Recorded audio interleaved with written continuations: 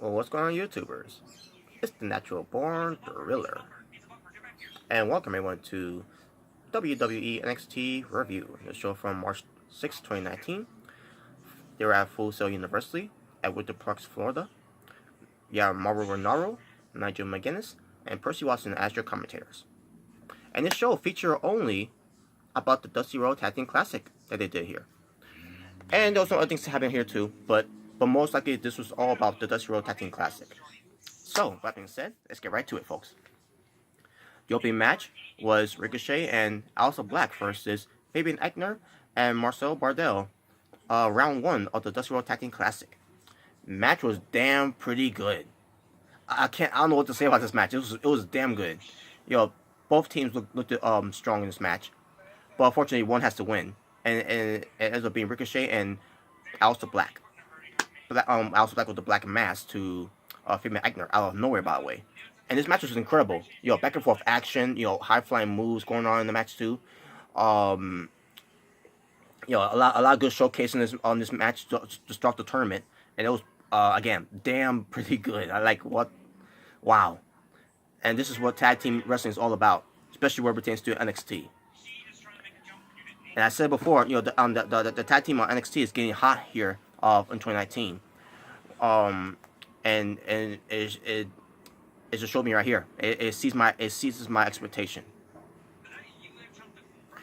And yeah, and there you go. Ricochet and Aleister Black won the tournament to go to the semifinals of the tournament of the Dusty Road Tag Team Classic. We see Mustache Mountain getting ready for their match later on. Also, we see War Raiders showing up, and we have a stare down, and that was basically it.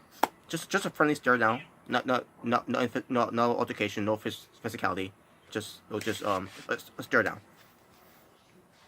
Because you never know, it might be Mustache Mountain versus War Raiders. Basically, that's what they're doing. That's what they're doing here. They're teasing. It could be, if Mustache Mountain could win this tournament, it could be Mustache Mountain versus War Raiders at Takeover New York, which they're gonna be in Brooklyn, New York, the Barclays Center, but they call it Takeover New York, but whatever. But yeah, there you go. Also, we see at the Performance Center, we see Keith Lee there with Drew Gulak wearing a SmackDown Live T-shirt. I just remember Rhodes was there too as well. I can't remember if Rhodes was there. But basically, they were they were training. And also, and Dominic Dijakovic shows up, and he says, basically confronts Keith Lee, because unfinished business, basically, pertains to the match they had last week. We can end this. We can finish this right here, right now, and that was basically it. So basically they're teasing another match between these two. So we're going to see how that develops too. All right, let's get back to this. So next we get to the another first round of the Dusty Road Tag Team Classic tournament between Wesley Blake and Steve Cutler, being accompanied by Jackson Rydick of the Forgotten Sons, and they go up against Orton Norkins 1, Danny Burch 2, 1-2. So we have this match going on, and this match was pretty damn good too. So the Forgotten Sons, especially the Forgotten Sons, they showcase how good they can be. They basically let them loose in this tag team match against Orton Norkins and Danny Burch. And then the storytelling here too in this match, where it pertains to Orton Norkins back being given out at one point, where it was being damaged and everything. He couldn't fight through the pain, but he ends up fighting through the pain later on, which it was good storytelling too. But he was still selling the back injury. That's good psychology there. Good storytelling. It was giving you drama that is that could be a factor of them losing this match. So yeah, the Forgotten Sons were showcasing themselves. Wesley Blake and Steve Cutler, man. That these guys were shining in this match, and there was no outside interference from Jackson Rydick.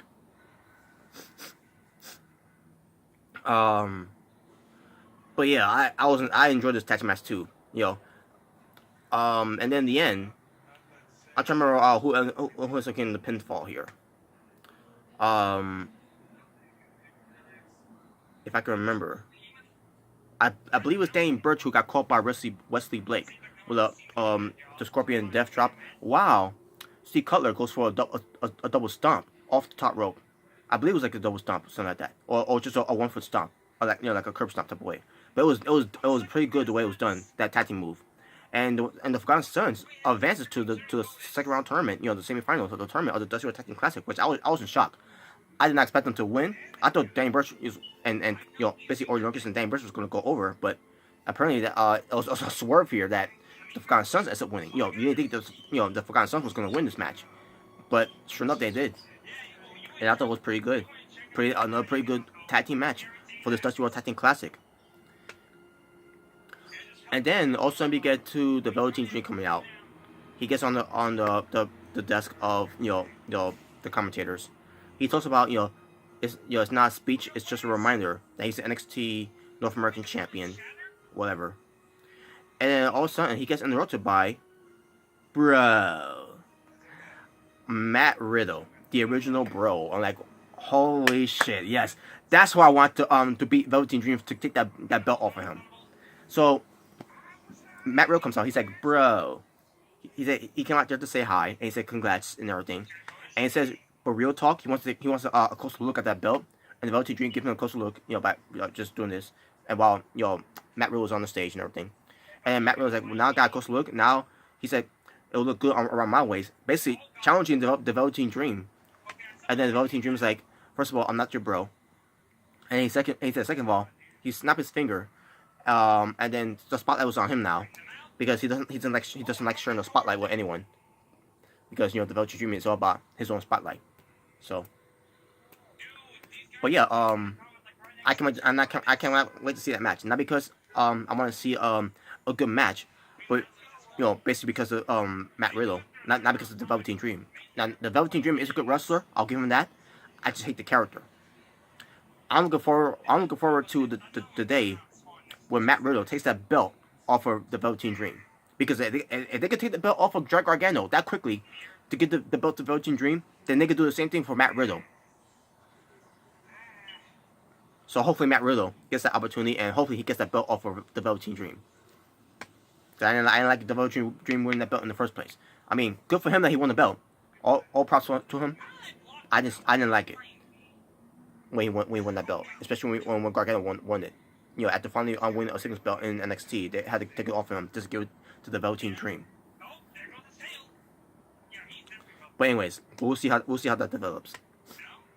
We get Io Shirai and Kairi Sane being interviewed. The Sky Pirates, or the Pirates Guys, not that. I'm trying to remember how they call themselves. I think it's the Sky Pirates. But anyways, Io Shirai talks about how she beat Shayna Baszler and she wants an opportunity. And Kairi Sane said that she believes that Io Shirai deserves this spot, this opportunity. And then Io Shirai talks about Bianca Belair, about how good she is, and also where it pertains to facing her for this opportunity to face Shayna Baszler, which I thought was gonna be this week probably, folks.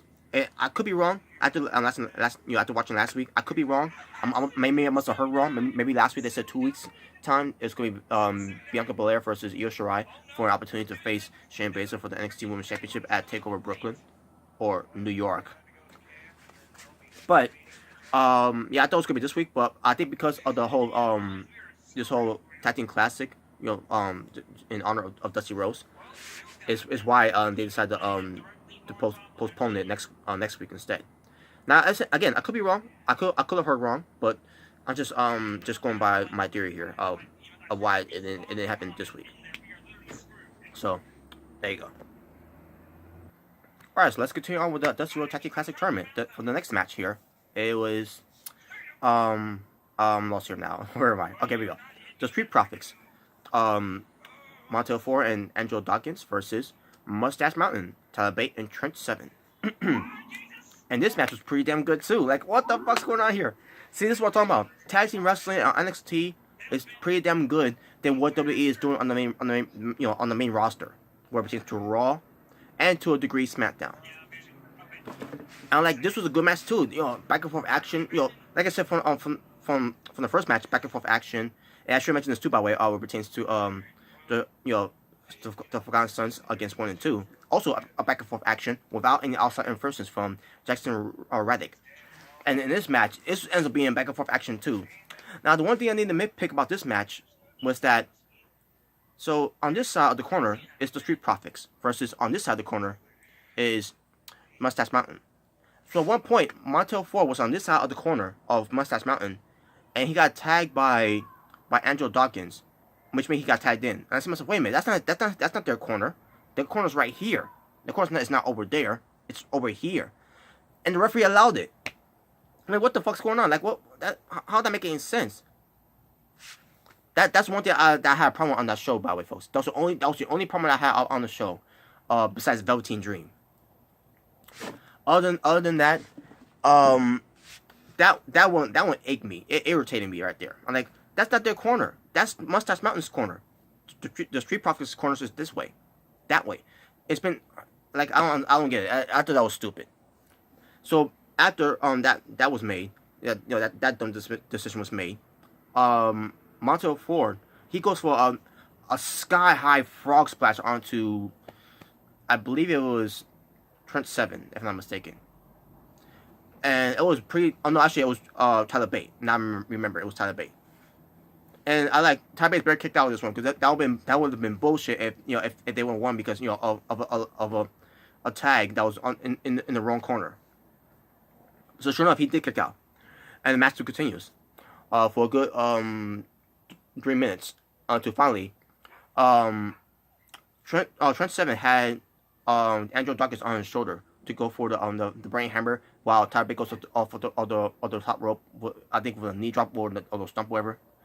But unfortunately, Trent Seven back gave out. He collapsed a little bit, and it was kind of a botched tag team finish there. But they still went for the cover. Trent Seven went for the cover. I think he was legal in the match. But yeah, but anyway, Mustache Mountain won the match. The end of the match was a letdown because Trent Seven gave his back gave out. But I still thought it was pretty good. A pretty good solid tag team match there. And Mustache Mountain, they advanced to the next round of the semifinals of the Dusty Rhodes Tag Team Classic. Good.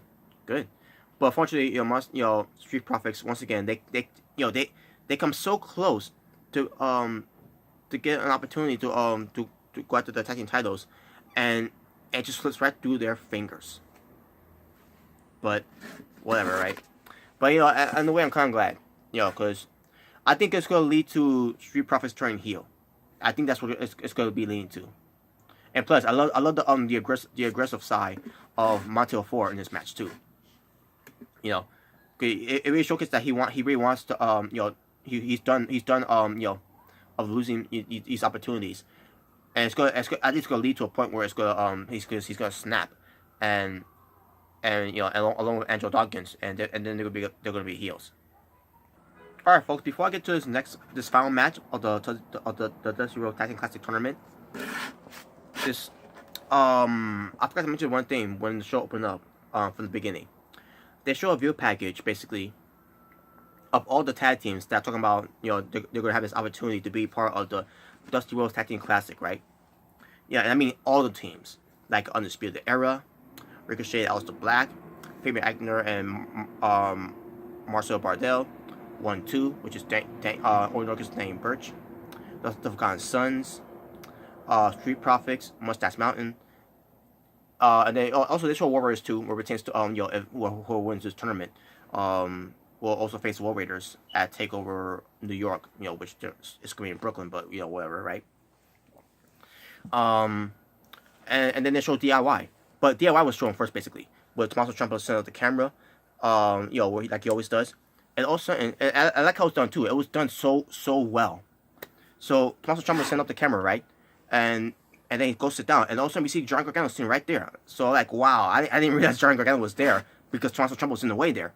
Send the camera like he always does when since him cutting a promo back, wherever location they're at. So, and then the video package ends with Gargano going to the camera and snatching it, basically, saying that's it, and that segment. All this whole talking promo and all that, right? Like how Ciampa does it, Gargano did the same thing.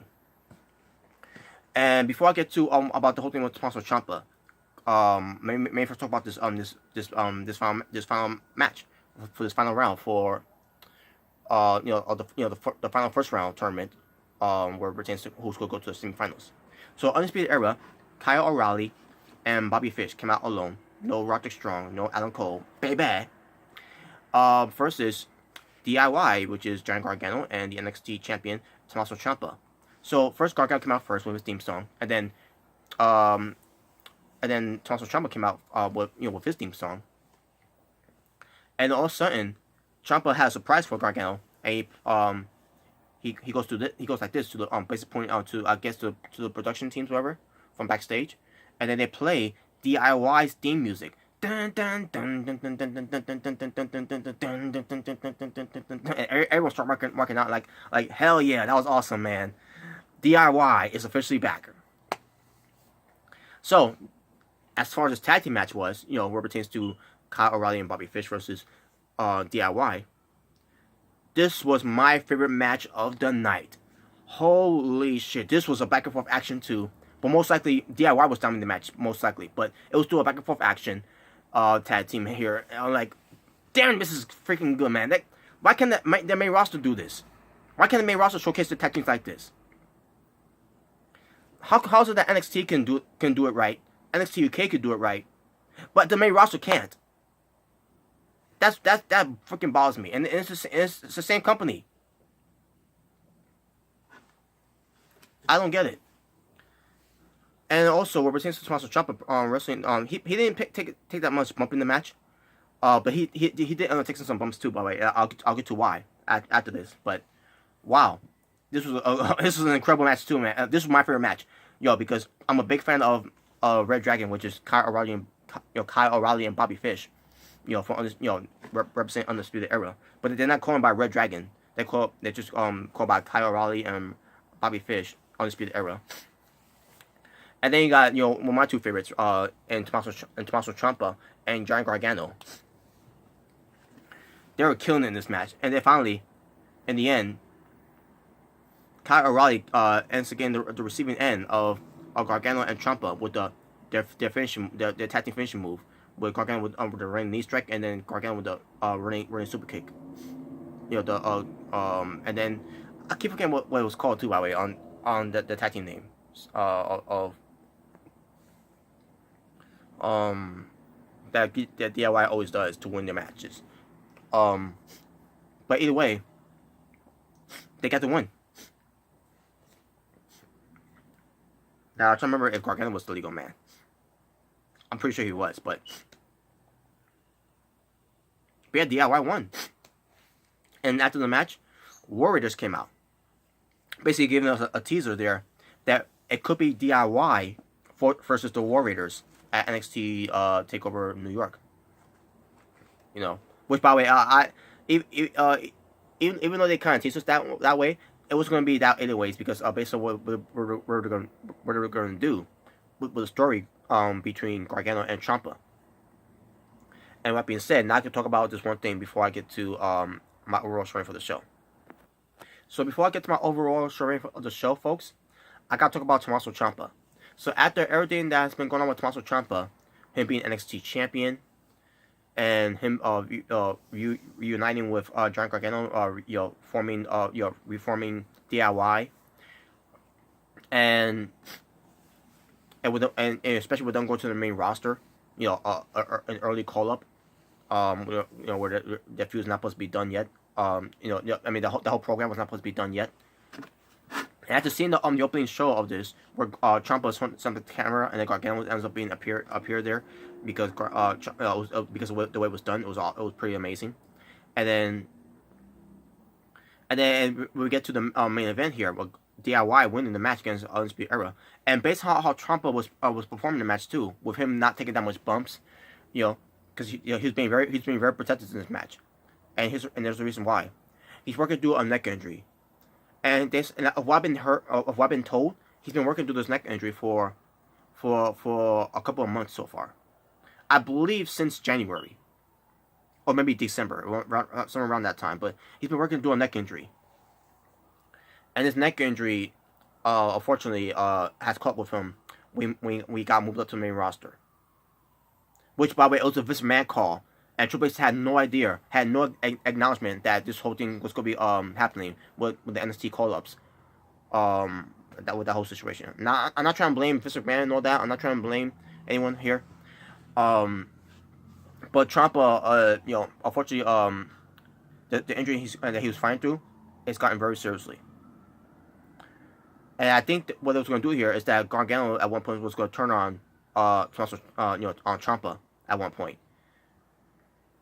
For they could set up their match, the final match to finally end the feud between these two for the NXT Championship at Takeover New York, wherever.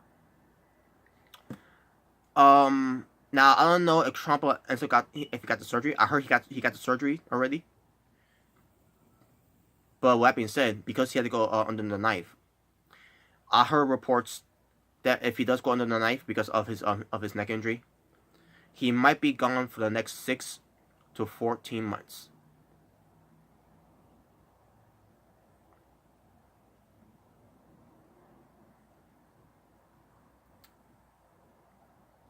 And basically when I heard about Gargano, not Gargano, when I first heard about Ciampa's news that he had a neck injury that he's going through, he had to get surgery. My reaction was fuck.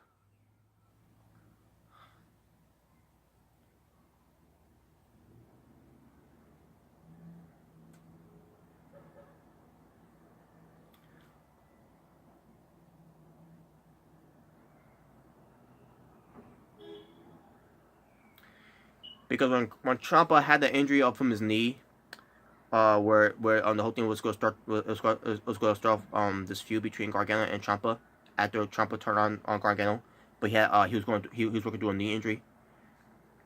He had to miss out action for the rest of 2017 until he made his return in 2018 to rehash the rivalry and to start the rivalry between Gargano and Ciampa. And 2018 was basically the feud of the year between these two, Ciampa and Gargano. Two best friends, two of great tag teams and of DIY, and they ended up being bitter enemies throughout the rest of 2018, and it actually started in 2017. But because Ciampa got hurt, he had to get surgery of his knee. They had to postpone that rivalry, put it on hold until 2018, until finally we get these amazing matches between these two, where it pertains to old school meaning new school or type of wrestling. And then with Ciampa becoming a NXT champion before John Gargano, by the way. And then what led to Takeover Brooklyn, where the last man standing match, which was a pretty amazing match too, by the way. With Ciampa winning, by the way. And then they end up crossing paths later on, and then 2019 we get to 2019, where we're gonna see the closing chapter here of this story between Gargano and Ciampa. And unfortunately, this happens with Ciampa. He was on top of the mountain, man. He was on top of the food chain. He was on top of the world. He was getting this attention. He was getting it done, man. He was finally getting somewhere. He finally gets to the main roster. But then unfortunately the neck injury caught up with him that he's been working through the entire time. Now I don't know if he did get the surgery yet. I heard that he did get the surgery, but I don't know if I haven't heard much of it yet. Okay, maybe because I don't want to read into it that much. Maybe because I'm still hoping that maybe he could still hold on to that neck injury. The next surgery, and hopefully we can still do the match. But that's just me. But if it is serious, then he has to go through it then, which is unfortunate. Now, I don't know how that serious is going through right now with Ciampa, but either way, it's fucking disappointing. Fucking disappointing that this happened to Tommaso Ciampa. And now we gotta wait and see what happens for that one now. And that's all I gotta say from that one, folks. So we gotta wait and see, unfortunately. So that's all I gotta say. So talking about wrestling was 4 matches, where basically what pertains to the Dusty World Tag Team Classic. That's what the show was all about. It was all to showcase the Dusty World Tag Team Classic tournament with 4 matches. So And my overall rating for the show from March 6, 2019, I'm gonna go 9 out of 10. Damn good show. Pretty damn good show. And there you go. And that being said, thank you all for watching. It's the Natural Born Thriller, saying peace on the streets. Take care.